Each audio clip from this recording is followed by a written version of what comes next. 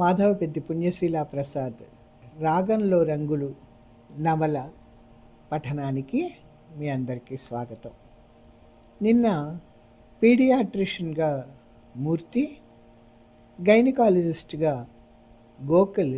గోకుల్ పెట్టుబడితో ఒక nursing home మొదలుపెట్టడం, దానిలో వాళ్ళిద్దరూ చాలా పైకి రావడం చెప్పుకున్నాం. ఆ రోజుల్లోనే మళ్ళా మూర్తి పావనికి గోకుల్ గురించి చెప్పడం ప్రారంభించాడు. ఆ రోజుల్లోనే అప్పుడే ఇండియా వచ్చింది పవిత్రాదేవి. పవిత్ర చాలా చిన్నపిల్లగా ఉన్నప్పుడే ఆమె తల్లిదండ్రులు అమెరికాలో సెటిల్ అయిపోయారు. అక్కడే పెరిగింది పవిత్ర. చదువంతా అక్కడే సాగింది.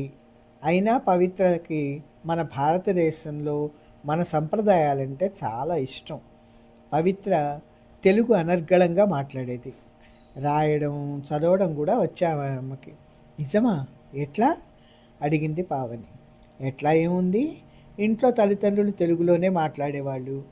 ఇంకా రాయడం చదవడమా, ఇండియా నుంచే అమెరికాకి పుస్తకాలు తెప్పించుకొని వాళ్ళకి తెలిసిన తెలుగు ఎంఏ పాస్ అయిన ఒక ఆవిడ ఉందిట, అక్కడ ఆవిడ దగ్గర పాఠాలు చెప్పించుకునేదిట.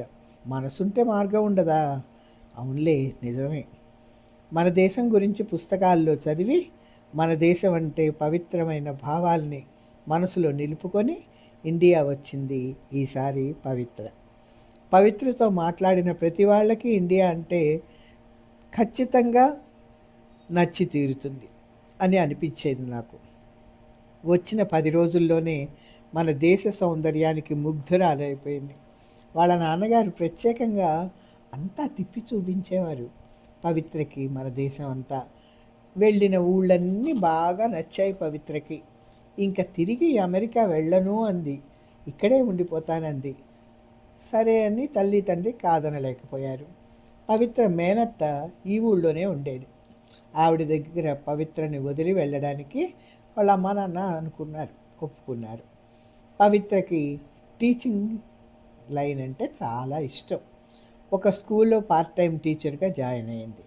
ఆమె తల్లిదండ్రులు అమెరికా వెళ్ళిపోయారు. ఒకసారి పవిత్ర వాళ్ళ అత్త కూతురు తీసుకొని మా హాస్పిటల్కి వచ్చింది. వాళ్ళ అత్త కూతురు పురిటికి వచ్చింది. అప్పుడే గోకుల్కి పవిత్రకి పరిచయం ఏర్పడింది. ఆపాడు మూర్తి. చాలా చీకటి పడింది పావని, ఇంకా వెళ్దామా? మిగతా కథ మళ్ళా చెప్తానులే. అబ్బా, సస్పెన్స్లో ఆపావే, నవ్వింది పావని. నాకేం పర్వాలేదు కానీ మీ వాళ్ళే, నవ్వాడు మూర్తి. సర్లే నడు. ఇద్దరు పార్కు బయటికి నడిచారు. గోకుల్ మూర్తి తట్టి లేపాడు గోకుల్ని. ఏంటి విశేషం మూర్తి, ఇంత పొద్దున్నే లేపుతున్నావు? బద్ధకంగా కళ్ళు తెరిచి అడిగాడు గోకుల్. పవిత్రాదేవి రావడం ఇవాళే కదా, ఎయిర్పోర్ట్కి వెళ్ళాలి కదా. వస్తుంది లేదు ఆవిడే, ఇల్లు కొత్త ఊరు కొత్త. గోకుల్, నా మాట విను, ఎయిర్పోర్ట్కి వెళ్ళి రిసీవ్ చేసుకో. ఆమె నీ భార్య. నవ్వుతూ ముందుకి మూతి ముడుచుకున్నాడు. మంచం దిగాడు. ప్లేన్ కరెక్ట్ టైంకి వచ్చింది. చాలామంది దిగుతున్నారు. ఏది పవిత్ర? అదిగో హుందాగా, గంభీరంగా, చిరునవ్వుతో దిగొస్తోంది. ముందు బాబు దొరబాబులా ఉన్నాడు. పొడుగయ్యాడు, అందంగా, ఆరోగ్యంగా ఉన్నాడు. Hi daddy. హృదయం ఆనంద నాట్యం చేసింది గోకుల్కి. నాన్న అంటూ గుండెలకు హత్తుకున్నాడు కొడుకుని. బాగున్నావా పవిత్ర? మీ దయ వల్ల. హలో, నమస్కారం అండి. మూర్తి ముందుకొచ్చాడు. నమస్కారం మూర్తి గారు, ఎట్లా ఉన్నారు అని చేతులు జోడించి పక్కనే ఉన్న పావని వైపు చూసింది పవిత్ర. ఈవిడ పావని. అవునవును, నాకు అర్థమైంది. Very glad to meet you అంది పావని భుజం మీద చెయ్యేసి. కారులో లగేజ్ పెట్టారు. గోకుల్, పవిత్ర, బాబు ఎక్కారు. మూర్తి అన్నాడు, right Gokul, see you again. అదేంటి మూర్తి, మీరు కూడా రండి, చోటుంది కదా అని పవిత్ర అంది. లేదండి, మాకు ఊళ్ళో కొంచెం పని ఉంది, you carry on. By by చెప్పి వెళ్ళిపోయారు వాళ్ళు. కారులో ఇద్దరు ఏం మాట్లాడుకోలేదు. బాబు మాత్రం ఉత్సాహంగా కబుర్లు చెప్తూ అన్నీ వింతగా చూస్తున్నాడు. అరే బాబు, నీకు ఇంత తెలుగు ఎక్కడి నుంచి వచ్చిందిరా? ముద్దు పెట్టుకుంటూ అన్నాడు గోకుల్ సంభ్రమంగా. అంతేకాదు, హైదరాబాద్ అంతా చూసేసినట్టు ఇది అది కదూ, ఇది కదూ అని ఫలానా కదా అని అడుగుతున్న కొడుకుని చూస్తే నిజంగా ఆశ్చర్యము గర్వము కలిగాయి గోకుల్కి. అది పూర్తిగా పవిత్ర పెంపకం వల్ల వచ్చిందేనని, మన దేశ సంస్కృతి సంప్రదాయాలు, మన దేశ ఉన్నతి అంతా రంగరించి ఆమె ఉగ్గుపాలలోనే వాడితో నింపేసిందని, అది రోజు రోజుకి ఆహారంతో పాలతో పాటుగా పెరుగుతోందని అర్థం చేసుకున్నాడు గోకుల్. పవిత్ర వైపు కృతజ్ఞతగా చూశాడు. చిన్నగా నవ్వింది పవిత్ర. కారు ఇంటి ముందుకొచ్చి ఆగింది. శివ పరిగెత్తుకుంటూ వచ్చాడు బయటికి. అమ్మగారు వస్తున్నారని శివ ఇల్లంతా ప్రత్యేక శ్రద్ధతో శుభ్రపరిచాడు. గదులన్నీ బూజు దులిపి ఇల్లంతా మూల మూలలా ఊడ్చి తుడిచాడు. బొమ్మలు, వాల్ హ్యాంగింగ్స్, ఫోటోలు అన్నీ శుభ్రంగా తుడిచి తడతడలాడేటట్టు చేశాడు. ఫ్లవర్ వాజులు బాగా తోమి వాటిల్లో తాజా పూలు అమర్చి గదికొకటి చొప్పున అమర్చాడు. కర్టెన్లన్నీ ఉతికి ఇస్త్రీ చేసి వేశాడు. ఇల్లు అద్దంలాగా ఉంది. కాఫీ పలహారాలు రెడీగా ఉంచాడు. శివకి అమ్మగారంటే ఎంతో భక్తి. వాడు ఆ ఇంటికి వచ్చాక పవిత్ర ఉన్నది కొన్నాళ్లే అయినా వాడిని ఎంతో ప్రేమగా చూసుకునేది. ఏం శివ, బాగున్నావా? ఎంతో ఆప్యాయంగా పలకరించింది వాడి భుజం మీద చెయ్యేసి పవిత్ర. వాడి కళ్ళ నీళ్లు తిరిగాయి. వాడు నమస్కారం చేస్తూ బాగున్నానమ్మా అన్నాడు. మీరు బాగున్నారా అమ్మా? బాబు అన్నాడు మళ్ళీ. అడుగో బాబు. బాబు పరిగెత్తుకుంటూ వచ్చాడు కారు దిగి. బాగున్నావా బాబు? బాగున్నాను శివ, నువ్వెట్లా ఉన్నావు? చదువుకుంటున్నావా ఇంకా? అమ్మెప్పుడు నీ గురించే చెప్తూ ఉంటుంది అన్నాడు బాబు అచ్చమైన తెలుగులో. బాబు, నీకు తెలుగు కూడా వచ్చా? ఆశ్చర్యంగా అడిగాడు శివ. అవును శివ, అమ్మ నేర్పింది.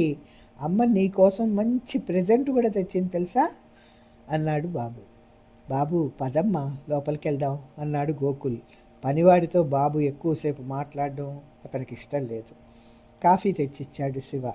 అందరూ తాగారు.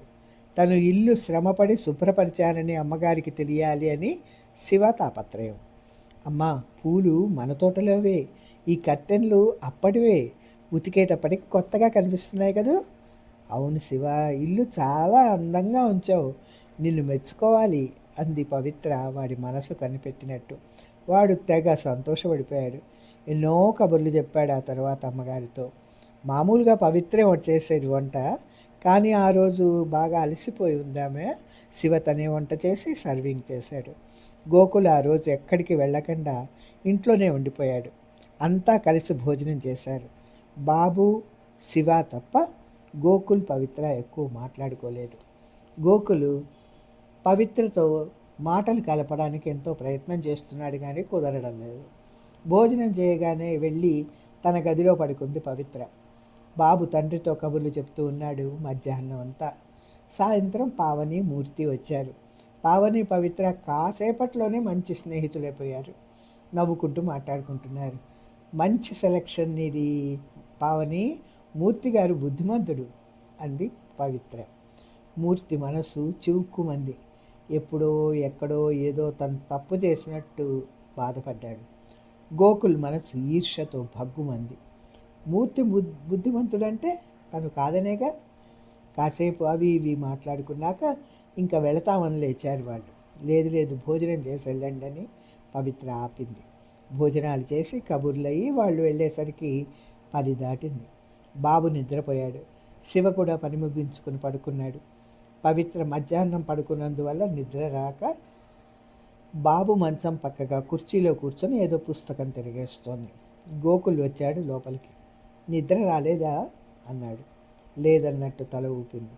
కాసేపు తోటలో కూర్చుందామా? వింతగా చూసింది. ఈ మురిపాలు ముచ్చట్లు ఎన్నాళ్ళటివి, ఎన్నాళ్ళుంటాయి? పవిత్ర ఏదో చెప్పబోయాడు. టెలిఫోన్ మోగింది పక్క గదిలో. అప్రయత్నంగా లేచి వెళ్ళింది పవిత్ర ఆ గదిలోకి. రిసీవర్ తీసింది. హలో అనబోయింది. అవతలి గొంతులో కంగారు. హలో, నేను గోపికని, గోకుల్. సుధాకరు 2-3 రోజుల్లో వచ్చేస్తున్నట్ట ఇండియాకి. నన్ను తీసుకెళ్ళడానికిట. చెప్పు గోకుల్, ఏం చేద్దాం? నిన్ను నేను వదలలేను గోకుల్. ఎక్స్క్యూజ్ మీ, ఇదిగో గోకుల్తో మాట్లాడండి. పక్కన వచ్చి నుంచున్న గోకుల్ చేతికి రిసీవర్ ఇచ్చింది పవిత్ర. గోపిక గొంతు వింటూనే మళ్ళీ మాట్లాడదాం అని అసహనంగా అన్నాడు గోకుల్. గోకుల్, మనం గడిపిన మధురమైన జీవితాన్ని నేను ఎట్లా వదులుకోను గోకుల్? ఆయనతో నేను రానని చెప్తాను. మరి మనిద్దరం.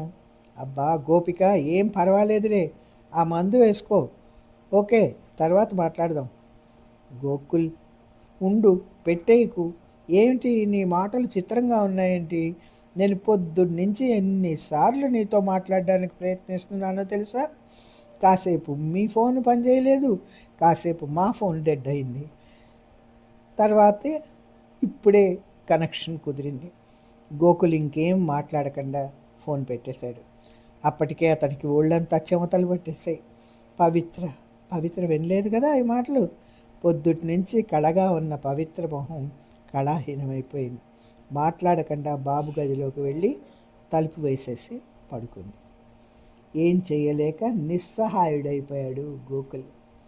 పవిత్రాదేవి నిజంగా పవిత్రతకు ప్రతిరూపంగానే ఉంది.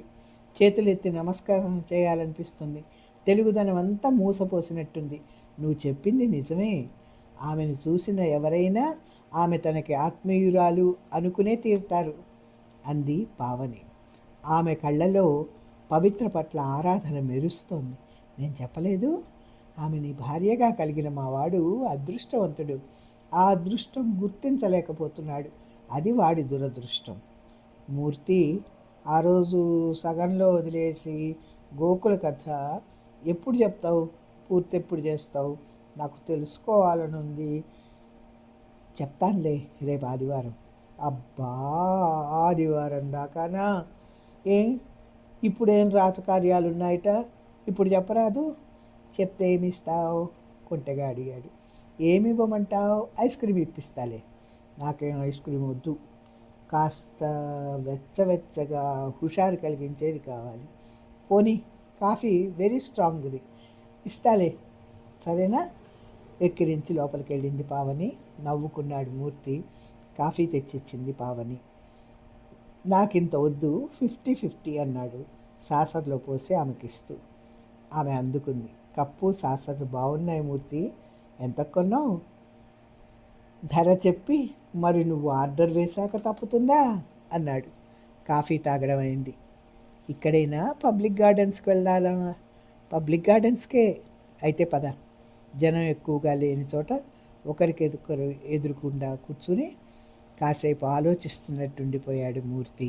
గోకుల్ పవిత్రల పరిచయం వరకు చెప్పావు, గుర్తు చేసింది పావని. అవునవును అంటూ మొదలుపెట్టాడు మూర్తి. తర్వాత భాగం సశేషం. మళ్ళీ వచ్చే కథాభాగంలో కలుసుకుందాం. అప్పటి వరకు సెలవు.